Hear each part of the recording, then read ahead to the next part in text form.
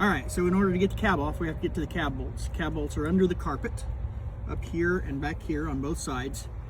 So we're gonna pull the seat out, and I've already done part of this, but there's two bolts, one on each side, right here on the rails, right up here.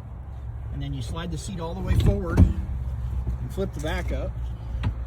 And then at the back edge of each of those rails, there's another bolt on each side. They're 1/2-inch bolts. So once we remove those, then we should be able to just pick the seat up and take it out one side or the other. We're going to have to get our seat belts down through it because I did not